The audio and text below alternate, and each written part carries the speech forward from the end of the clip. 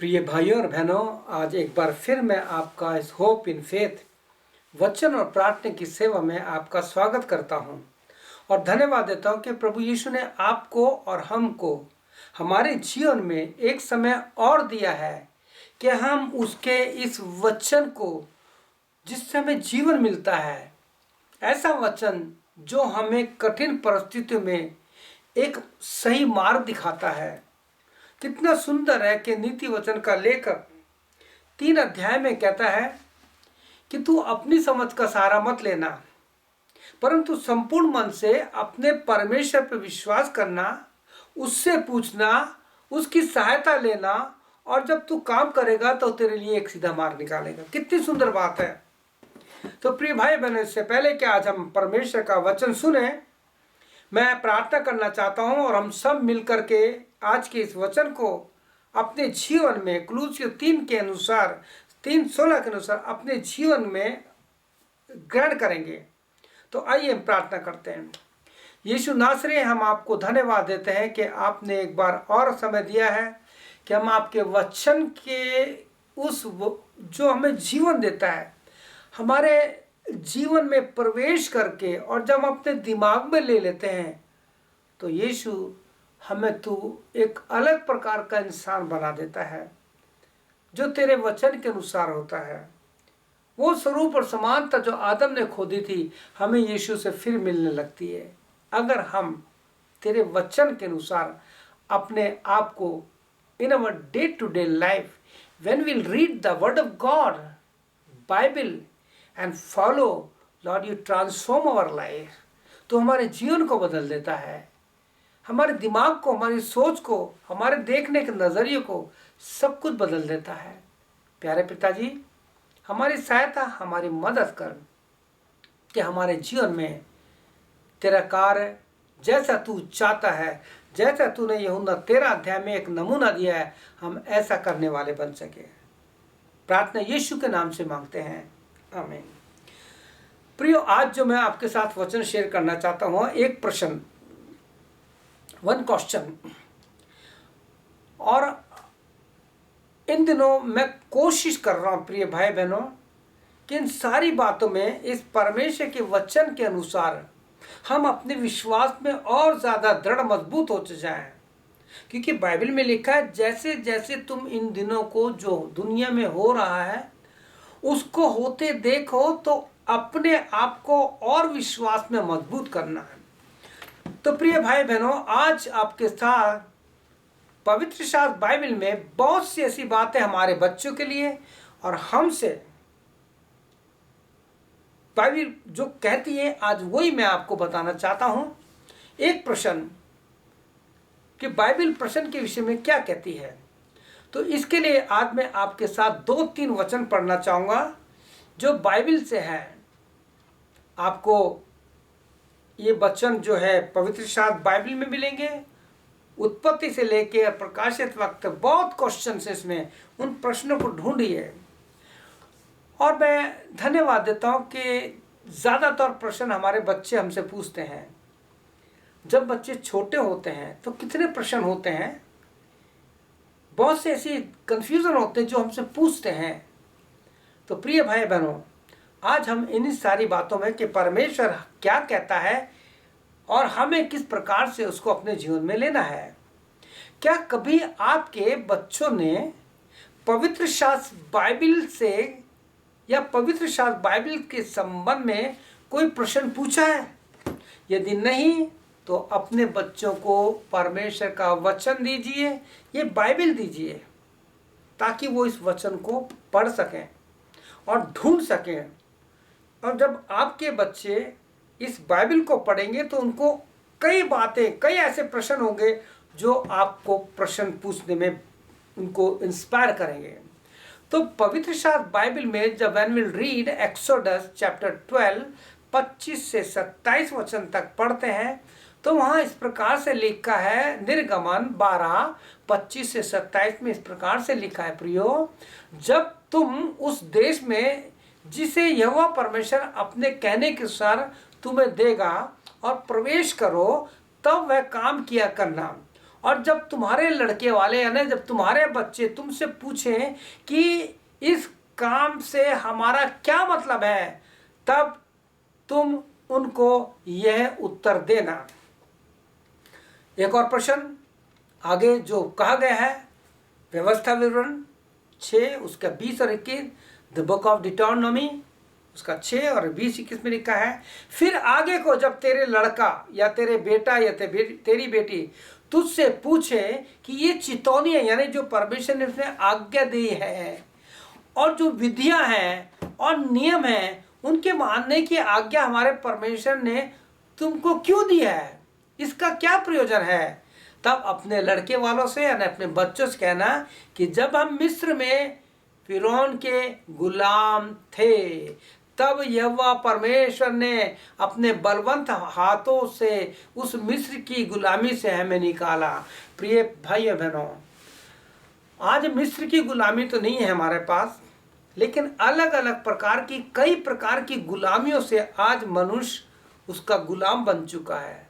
वो आप सब जानते हैं, वो मेरा बताने का नहीं है कि आप जानते हैं कि किस प्रकार से इंसान सबसे बड़ा इसका गुलाम हो चुका है। सुबह उठते ही वचन नहीं उठाता, पहले ये देखता है और उसमें लग जाता है। जबकि होना क्या चाहिए, सुबह उठ गए परमेश्वर को धन्यवाद है कि आज मैं जिंदा हो गया, प्रभु मेरी सांस चल रही है, मुझे ऑक्सीजन की जरूरत नहीं है, लेकिन तेरे वचन से प्रभु आज मैं कुछ पढ़ना चाहता हूँ, मुझसे बात कर। तो तब ऐसा होगा तो आप और आपके बच्चे आपसे प्रश्न पूछेंगे, आपको जवाब देना आ जाएगा। हम कई प्रकार की गुलामियों का सामना करना पड़ रहे हैं और इससे केवल बाइबल ही बचा सकती है। मैं आपको इस बात से कि एक प्रभु के सेवक ने अपनी बेटी के विश्वास के विषय में कुछ इस तरह से बताया। इस बात को बताने से पहले मैं चाहूँगा, क्या आपके बच्चे आपसे प्रश्न पूछते हैं?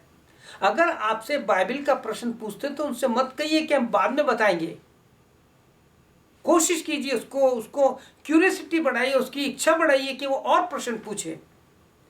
तो प्रभु के एक सेवक ने अपनी बेटी के विषय में कुछ इस प्रकार से बताया। एक दिन जब प्रभु का सेवक अपने परिवार के साथ, लॉन्ग वीकेंड था, 3 दिन की छुट्टी होगी, बड़ा होगा, तो वो पिकनिक बनाने गए थे और जब पिकनिक बना के लौट रहे थे, घर सफ़र कभी काफ़ी लंबा था, 1-1.5 घंटे का होगा, तो उनकी जो छोटी बेटी थी, ध्यान से सुनिए, उनकी जो छोटी बेटी थी वो कार में सो गई, उसकी नींद आ गई और अचानक जब उसकी नींद खुली तो अंधेरा हो चुका था काफ़ी और आकाश में चांद चमक रहा था। बेटी ने अपनी खिड़की से चांद को देखा और जब बच्चे चांद को देखते हैं, आप जानते हैं जब हम छोटे बच्चे थे तो चंदा मामा दूर के इस प्रकार के चांद की कहानी सुनाते थे हमारे दादा, हमारे नानी, क्योंकि हमारे समय में ये सब कुछ नहीं था, तो बड़े बुजुर्ग हमें कहानियाँ सुनाते थे और कहानी सुनते सुनते हम सो जाते थे। तो ठीक इसी प्रकार से बच्ची ने जब चांद को देखा तो वो अपने पापा से बोली। उसने पापा से क्या प्रश्न किया, अब उसका प्रश्न देखिए। उसने कहा, जो उसका क्वेश्चन था, बेटी ने कहा, अपने पापा से बोला कि पापा क्या मैं चांद को छू सकती हूं? पापा ने कहा नहीं, चांद को नहीं छू सकते। तो उस बेटी ने फिर अपने पापा से कहा कि पापा अगर मैं पंजे के बल खड़ी हो जाऊं तो क्या मैं चांद को छू सकती हूं? पापा बोले नहीं बेटा। फिर वो अपने पापा से बोली कि पापा अगर आप मुझे उठा लो गोद में तो क्या मैं चांद को छू सकती हूं? उसके पापा ने कहा नहीं। फिर वो कहती अगर पापा मैं आपके कंधे पे बैठ जाऊं। देखिए बच्चों को कितनी इच्छा होती है कि हमें सही उत्तर मिले। तब पापा गाड़ी चला रहे होंगे, उनका एक ही उत्तर था नहीं, नो। फिर वो बोली कि पापा अगर मैं आपके कंधे पे बैठ जाऊं तो क्या मैं चांद को छू सकती हूं? पापा बोले नहीं। प्रिय भाई और फिर उसने अपने पापा से कहा कि पापा हम चांद को कैसे छू सकते हैं? तो देखिए यहाँ पे जो सीखने की बात है, उसका विश्वास कितना बड़ा था। उसका विश्वास अपने पापा पर इतना बड़ा था कि वो सोचती थी कि मेरे पापा सब कुछ कर सकते हैं। उसका विश्वास अपने पापा पे था। प्रिय भाई बहनों, हमारे बच्चे हमारे विश्वास की नींव है। Our childrens are the foundation of our faith. क्योंकि हमारे बच्चों से हम देख करके अपने विश्वास को बढ़ा सकते हैं कि मेरा बच्चा ये प्रश्न पूछ रहा है, इसका कुछ मकसद है, वो क्यों पूछ रहा है, और उससे हम अपने विश्वास को जगा सकते हैं। प्रिय भाई बहनों, सच में हमारे बच्चे हम पर कितना विश्वास करते हैं? क्या हमारा ऐसा विश्वास जैसा हमारे बच्चों का हम पर है, क्या हमारे प्रभु यीशु मसीह पर है? सवाल ही उठता है। यह है खास बात। सोचिए कि वो बच्ची क्या कहना चाहती है, उसके पापा नहीं समझ पा रहे थे। लेकिन मैं इतना धन्यवाद देता हूं कि हम जानते हैं कि परमेश्वर के वचन बाइबल में बहुत सी बातें ऐसी लिखी हैं कि जो विश्वास के बारे में है। और पवित्र शास्त्र बाइबल का इब्रानियों 11 का तो ये वचन ऐसा है कि कई लोग समझते नहीं हैं, क्योंकि वहां लिखा है, और अब विश्वास आशा की हुई वस्तु का निश्चय और अंधे की वस्तु का प्रमाण है। जिसे हमने भी देखा भी नहीं है, हम उसको विश्वास करते हैं। और पौलुस ने इसके बारे में बहुत कुछ अच्छा कहा है। पौलुस कहता है, I walk by faith not by sight. कहता मैं देखी बातों को नहीं, मेरे को हिंदी में इस प्रकार से आता नहीं, लेकिन ये वचन है, I walk by faith not by sight. देखी वस्तु पर विश्वास नहीं करता, मैं विश्वास से चलता हूं और मेरे प्रभु पर विश्वास करता हूं। और इसके विषय में परमेश्वर प्रभु यीशु मसीह ने विश्वास के विषय में बहुत से ज्यादा इतने उदाहरण दिए हैं कि हमारा विश्वास बढ़े। और प्रभु यीशु मसीह ने विश्वास के लिए जो सबसे छोटी चीज बताई है वो है सरसों का बीज, जिसे हम मस्टर्ड सीड बोलते हैं। किस प्रकार से उसके विषय में प्रभु यीशु मसीह ने बताया। अगर आप चाहते हैं तो अपने बाइबल में मत्ती 13 अध्याय 31 से 32 और मरकुस 4 31 से 32 और लूका 13 18 से 19 पढ़िए। और जब आप पढ़ेंगे तो इसको पढ़ते ही आपको आएगा कि फिर प्रभु यीशु मसीह एक और वचन बता रहे हैं विश्वास के विषय में कि हमारा विश्वास ऐसा होगा तो हम अपने स्वर्ग के राज के लिए अपने आप को तैयार कर सकते हैं। और फिर प्रभु यीशु मसीह लेविन यानी खमीर के बारे में बताता है कि थोड़ा सा खमीर एक पूरे आटे को किस प्रकार से बढ़ा देता है। हमारा छोटा सा विश्वास, वो विश्वास जो प्रभु यीशु मसीह हमारे जीवन में चाहता है, मस्टर्ड सीड यानी लाविन, मस्टर्ड सीड सरसों के बीज की तरह और लेवन अर्थात खमीर के समान। यीशु ने विश्वास के विषय में बहुत कुछ समझाया है। अपने अपने वचन में प्रभु यीशु ने हमारे सामने बहुत सी बातें रखी हैं। और जब आप प्रभु यीशु मसीह के वचन को मत्ती 8:8 पढ़ेंगे तो वहाँ पे एक सूबेदार के विषय में पढ़ेंगे, किस प्रकार से एक सूबेदार आता है, कहता है मेरा दास बीमार है। और प्रभु यीशु मसीह जब चलने को बोलते हैं वो कहता है प्रभु तू तो यहीं से वचन बोल दे, क्योंकि मैं भी एक ऐसा अधिकारी हूँ, मेरे पास बहुत सारे अधिकार हैं, लेकिन फिर भी तू मेरे छत के मेरे घर के नीचे आने योग्य नहीं है, तू तो बस यहीं से वचन कह दे तो मेरा दास ठीक हो जाएगा। प्रभु यीशु मसीह को आश्चर्य हुआ उसके उस विश्वास पे। क्या आज ऐसा हमारा विश्वास है? प्रिय भाई बहनों, परमेश्वर आपको विश्वास में उस राई के दाने और उस खमीर के साथ आपको जोड़ना चाहता है कि आपका विश्वास ऐसा हो जाए। एक और विश्वास के विषय में प्रभु यीशु के वचन में बहुत सुंदर बात मिलती है, जो आपको मत्ती 9 अध्याय उसके 1 से 8 में मिलेगा। यहाँ पे आप देखिए कि एक झोले का मारा है। उसके मित्र लोग जब उन्हें पता लगा कि यीशु किसी परिवार में है, घर में है और दरवाज़ा बंद है, बहुत भीड़ लग रही है, भीड़ से दरवाज़ा बंद है, तब उस समय उन्होंने देखा जा तो सकते नहीं। अब यहाँ पे विश्वास देखिए, हम लोग कभी कभी आशा छोड़ देते हैं। पिछले दिनों इस महामारी में ऐसी ऐसी न्यूज़ आई है जब लोगों को एम्बुलेंस नहीं मिली, कुछ लोग तो गोदी में लेके चल दिए, कुछ लोग साइकिल पे लेके चल दिए। लेकिन यहाँ पर हम देखते हैं कि वो जो मित्र है, वो जो उसके दोस्त हैं, जो व्यक्ति चल फिर नहीं सकता उसको कैसे एक स्ट्रेचर टाइप उन्होंने खाट बांध ली होगी और कैसे छत पे चढ़े होंगे। आप प्रिय भाई बहनों, faith can shake the mountain. इसका अर्थ है कि अगर हमारे जीवन में उस बच्ची के समान विश्वास है कि मेरे पापा सब कुछ कर सकते हैं, और हमारे जीवन में अगर ये विश्वास है कि मेरा यीशु सब कुछ कर सकता है, तो वी कैन शेक एवरीथिंग, हम कुछ भी कर सकते हैं। तो उन्होंने क्या किया, वो छत पे चढ़े, और छत को चढ़ने के बाद उन्होंने कैसे खपरे उठाए और रस्सी से बांधकर उस बीमार को, रोगी को, झोले के मारे को, और लेपर जिसको पैरालाइज्ड हो गया था उसको यीशु मसीह के सामने उतार दिया। अब क्या हुआ, यीशु ने देखा, ऊपर देखा होगा, प्रभु ने पहले उनके विश्वास को देखा। चंगाई का एक बहुत बड़ा साधन है।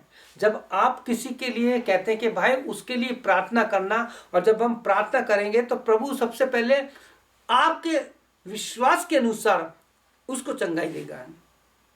अगर उसने पाप भी किए हो तो वो क्षमा हो जाएंगे। और यहाँ पे क्या है, प्रभु यीशु ने उसे चंगाई नहीं दी, पहले चंगाई नहीं दी। प्रभु यीशु ने क्या कहा, हे पुत्र तेरे पाप क्षमा हुए। लोग कुड़कुड़ाने लग गए, ये कौन है कि पाप क्षमा कर रहा है। लेकिन प्रभु यीशु मसीह ने वहां उसकी चंगाई में जो रुकावट थी, आपकी और हमारी चंगाई में कहीं ना कहीं कोई ना कोई ऐसा गुप्त पाप है जो हमारे को पकड़े हुए है। प्रभु यीशु ने कहा है पुत्र तेरे पाप क्षमा हुए, और फिर से कहा अपनी खाट उठा और चल फिर, और लिखा तुरंत वो उठ के चल फिरा। प्रिय भाई बहनों, यहाँ प्रभु यीशु मसीह ने बहुत सुंदर बात हमको बताई है कि वो सरसों का बीज छोटा सा होता है, बहुत छोटा होता है बीज, आप उसे जमीन में डालेंगे तो कैसे जमीन को फोड़ के निकलता है, कितनी ताकत है। प्रभु चाहता है कि जब आपके सामने कोई भी रुकावटें आती हैं, जैसे इब्रानियों 12 में लिखा है उसके पहले वचन में कि हर एक रोकने वाली वस्तु उलझाने वाले पाप को, इसको मैंने कई बार बताया है कि हर रोकने वाली वस्तु क्या है। ये रोकने वाली वस्तु जो हमारे दिन प्रतिदिन के जीवन से लगी हुई है, रोटी, कपड़ा, मकान, ये जो चीज़ है जो हमारे को जिंदा रखती है, हमें छत देती है, हमारे तन को ढकती है, ये चीज़ ऐसी ज़रूरत की चीज़ है जो हमें कई बार प्रभु के मार्ग में रोकती है। इसलिए वहाँ कहता है हर एक रोकने वाली वस्तु को, वस्तु बोला है, यहाँ वस्तु बोला है ना। और फिर दूसरा कहता है हर एक रोकने वाले उलझाने वाले पाप को, उलझाने वाले पाप को जो तुम्हें रोक सकती है। अब ये कौन से उलझाने वाले पाप है, ये उलझाने वाले पाप हमारे शरीर से, हमारी आंख से, हमारे कान से, हमारी दिमाग से, हमारी सोच से, हमारे संपूर्ण जीवन से, शरीर से संबंध रखती है। इसलिए प्रभु यीशु ने कहा कि उलझाने वाले पाप को दूर करके उस दौड़ में जिसमें तुम्हें दौड़ना है, विश्वास की दौड़ करनी है। तो प्रिय भाई बहनों, मत्ती के अनुसार प्रभु यीशु मसीह ने इस सरसों के बीज को, इस मस्टर्ड सीड को, वो चाहता कि ये बीज जो है हमारे जीवन की गहराई में चला जाए, और ये बीज और कुछ नहीं परमेश्वर का वचन है। क्योंकि बाइबल में लिखा है बोने वाला वचन बोता है, बीज तो परमेश्वर का वचन है। प्रभु यीशु मसीह ने अपने वचन में बहुत कुछ दिया है। तो प्रिय भाई बहनों, जब आप इस वचन को, जो परमेश्वर का वचन बीज है, जब आपके और मेरे जीवन में बोया जाता है तो इसको 100 गुना तक बढ़ने दीजिए। बाइबल कहती है उम्र के हिसाब से, समय के हिसाब से आपको गुरु हो जाना चाहिए था, और आज बहुत से ऐसे जिनको प्रार्थना करना नहीं आती। बोलिए क्या करें फिर इसके लिए, क्या कारण है? क्योंकि उन्हें बचपन से बाइबल नहीं पढ़ी और उनके जीवन में प्रश्न थे ही नहीं। जब प्रश्न होते तो हम जैसे मम्मी पापा के पास आते हैं, तो मम्मी पापा अगर विश्वास में कहते हैं बेटा प्रभु से प्रार्थना करो, वो तुम्हें बताएंगे। परमेश्वर के लिए कुछ मुश्किल नहीं है। तो प्रिय भाई बहनों, इस वचन में आपने पढ़ा है कि किस प्रकार से एक बेटी का प्रश्न है, क्या मैं चांद को छू सकती हूँ? अगर मैं आपके कंधे पे बैठ जाऊं, सोती कंधे बैठूंगी तो मैं बड़ी हो जाऊंगा, छू लूंगी। क्या ऐसा हम कर सकते हैं? एक कहानी और बताना चाहता हूं। एक विश्वासी परिवार था, उनके घर पे कुछ गेस्ट आ गए, प्रेयर मीटिंग हो गई, कैसे काफ़ी लोग आ गए, और सारी बातों के बाद जो नींबू पानी होता है जिसे शिकंजी कहते हैं, जिसे बोलते हैं लेमन वाटर बनाते हैं चीनी वीनी मिलाकर, गेस्ट के लिए जो बहन थी परिवार की, वो शिकंजी बना रही थी, नींबू पानी बना रही थी। तो उसी दौरान उसकी बच्ची ने कुछ वचन से पढ़ा होगा या क्या कैसे उसको सुनाया होगा, संडे स्कूल में सुना होगा। वो अपनी मम्मी के पास है, उसने मम्मी से एक प्रश्न पूछा।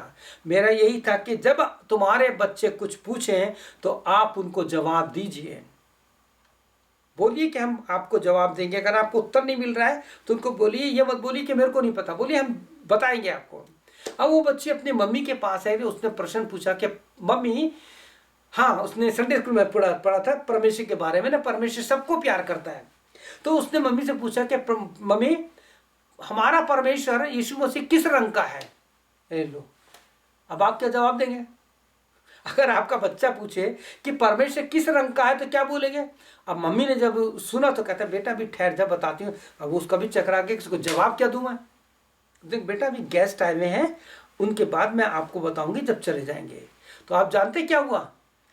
अब उनके घर में जितने भी कांच के गिलास थे, कुछ कलर थे, कुछ लाल थे, कुछ हरे रंग के थे, होते घर में कई कलर के। तो उसने शिकंजी बनाने के बाद जब गिलासों में when she is pouring this नींबू वाटर, तो उसने जब लाल में डाला तो पानी का रंग लाल हो गया। जब उसने ग्रीन में डाला तो ग्रीन हो गया। जब उसने बिल्कुल सफ़ेद वाले जो होते हैं जैसे आम गिलास होते हैं उसमें डाला तो वैसा हो गया। उसके दिमाग में प्रश्न आ गया। और सारी बात खत्म करने के बाद उसने कहा, बेटी बता तुम्हारा प्रश्न क्या है? उसने कहा, मम्मी हमारा परमेश्वर का किस रंग का है? तो उसने सारे गिलास दिखाए और उसके सामने प्रैक्टिकल करके बताया, देख बेटा इस लाल में पानी डाल रही हूँ, पानी कैसा है, कैसा रंग का हो गया? उसने, मम्मी ये तो लाल रंग का हो गया। फिर उसने हरे में डाला, मम्मी ये कैसा हो गया? मम्मी ये ग्रीन रंग का हो गया। तो ऐसे उसने बताया कि उसने कहा, बेटा प्रभु हमारा जीवन का जल है। प्रभु यीशु मसीह वो जीवन का जल है।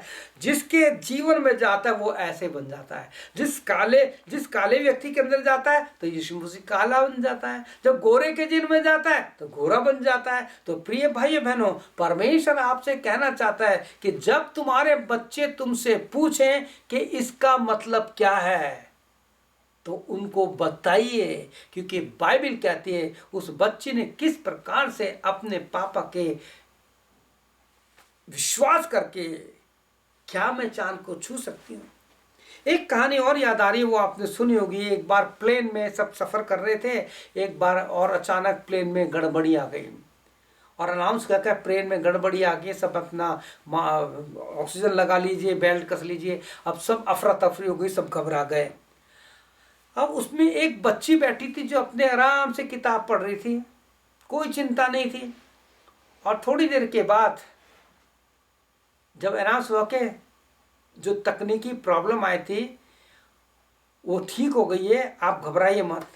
तो एक बहन जो थी उस बच्ची को देख रही थी, उससे पूछा कि बेटा जब ऐसा हुआ तुम घबराई नहीं, तुम्हें डर नहीं लगा?